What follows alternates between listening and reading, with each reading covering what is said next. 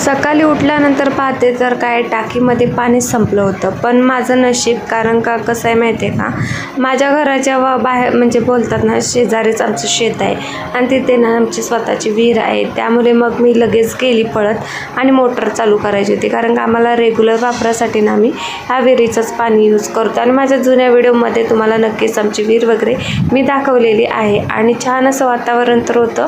इकडं आमचं घर दिसत होतं, इकडे सूर्य पण उगवला होता. त्याच्यानंतर शनिवार असल्यामुळे रुद्रला मी रिक्षावाल्याने सांगितलं की स्टॉलवर सोडा, कारण का घरात कोणीच नव्हतं, सर्वजण बाहेर गेलते. परत तो रडत बसला असतं, त्यामुळे त्यांनी आणून इथे सोडलं. त्यावर त्याचं ना चित्र काढायचं मूड झालं होतं, तर त्या चित्र काढत होता रुद्र. मग त्याला मी सोप्या पद्धतीत सांगितलं की डोंगर वगैरे कसं काढायचं, कारण का मी ना पहिले अशीच चित्र वगैरे काढायची. पण पहिलेची आठवण झाली खरं तर याला दाखवताना. आणि असं होतं बरं का, आपल्या मुलांना आपण शिकवत असतो खरं तर त्यातून आपल्या जुन्या आठवणी ताज्या होतात.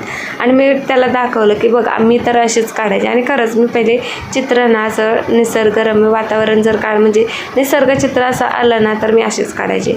आणि रस्ता वगैरे काढला. त्याच्यानंतर रुद्रचा हट्ट होता की मम्मी इकडे गाई वगैरे काढ. तर मला तर काही येत नाही गाईचं चित्र, कुत्र्याचं वगैरे असं प्राण्यांचं चित्र मला तर कधीच जमलं नाही, पण तो त्याचा हा आग्रह होता.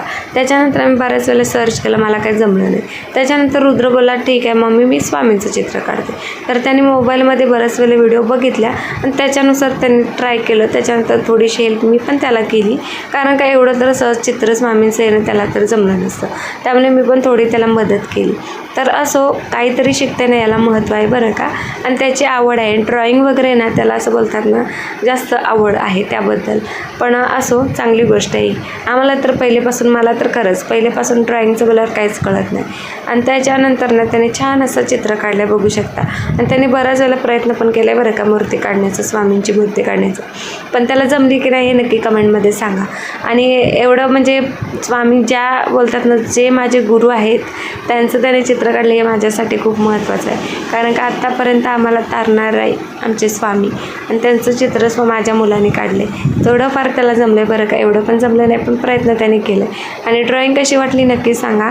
आणि बघू शकता कामात पण आमचा रुद्र मदत करतो बरं का, लय गुणी आहे पोरगा माझा. आणि हा ब्लॉग आवडला असेल तर नक्की सबस्क्राईब करा बरं का.